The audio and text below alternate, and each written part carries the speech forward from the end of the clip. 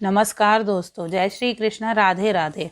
आइए सुनते हैं कार्तिक मास के महात्म्य के चौथे अध्याय की कथा।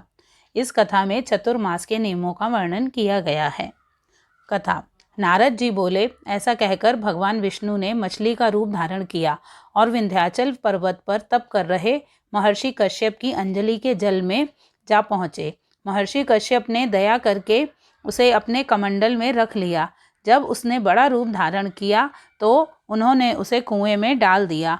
तब कुएं में भी न समा सकी तो उन्होंने उसे तालाब में फेंक दिया। वहाँ पर भी वह बड़ी होने लगी। फिर उस मत्स्य रूपी नारायण ने उस शंखासुर को मार डाला। पश्चात शंख को हाथ में लेकर बद्रीवन में आ पहुँचे।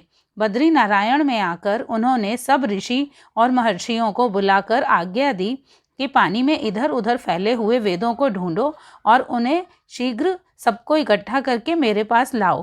तब तक मैं देवताओं के साथ श्री प्रयागराज में ठहरा हुआ हूँ।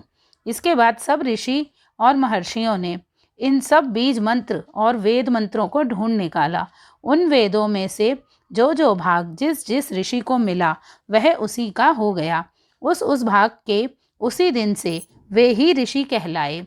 सब वेदों को लेकर ऋषि महर्षि प्रयागराज में आए और उन्होंने वह सब विष्णु और ब्रह्मा जी को समर्पित कर दिए। ब्रह्मा जी वेदों को पाकर अत्यधिक प्रसन्न हुए। उन्होंने देवताओं और ऋषियों के साथ अश्वमेध यज्ञ किया। यज्ञ के अंत में देवता, गंधर्व, यक्ष, नाग भगवान विष्णु को दंडवत करके प्रार्थना करने लगे।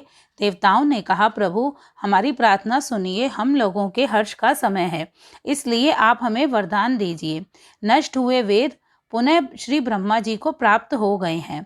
हे लक्ष्मीपति, आपकी अनुकंपा ने हम देवताओं को यज्ञ का भाग भी मिला है। यह स्थान आपके प्रसाद से आज पृथ्वी भर में सर्व प्रधान पुण्य को बढ़ाने वाला, मुक्ति तथा भक्ति को प्रदान करने वाला हो, ब्रह्म हत्या आदि पापों का नाश करने वाला, परम पवित्र और अक्षय फल देने वाला हो, यह वरदान हमें दीजिए। भगवान विष्णु ने कहा, जो कुछ आप लोगों ने कहा है वह मेरा भी ध्येय है। जैसा आप लोगों ने कहा है, यह स्थान आज से ब्रह्म क्षेत्र के नाम से पुकारा जाएगा। इस स्थान पर गंगा जी व सूर्यपुत्री यमुना जी का संगम होगा। मैं श्री ब्रह्मा जी सहित यहाँ पर निवास करूँगा। यहाँ पर किया हुआ जप तप तथा दान महान फलदायक होगा। पहले जन्म में किए हुए पाप, ब्रह्म हत्या आदि भी इस तीर्थ राज में स्नान करने से नष्ट हो जाएंगे। जो लोग अपने पिता आदि को वहां लाकर उनका तर्पण तथा श्राद्ध करेंगे, उनके पिता मेरे स्वरूप को प्राप्त करेंगे। वह तीनों प्रकार की मुक्ति को प्राप्त करेंगे। मकर संक्रांति पर माघ के महीने में प्रातःकाल यहाँ आकर स्नान करने वालों के दर्शन मात्र से ही सब पाप मिट जाते हैं। ठीक उसी तरह जिस तरह सूर्य के तेज से अंधेरे का नाश हो जाता है। हे मुनीश्वर, मेरे वचन ध्यान से सुनिए। मैं सर्वत्र व्याप्त रहता हुआ भी हमेशा बद्री नारायण में निवास करता हूँ।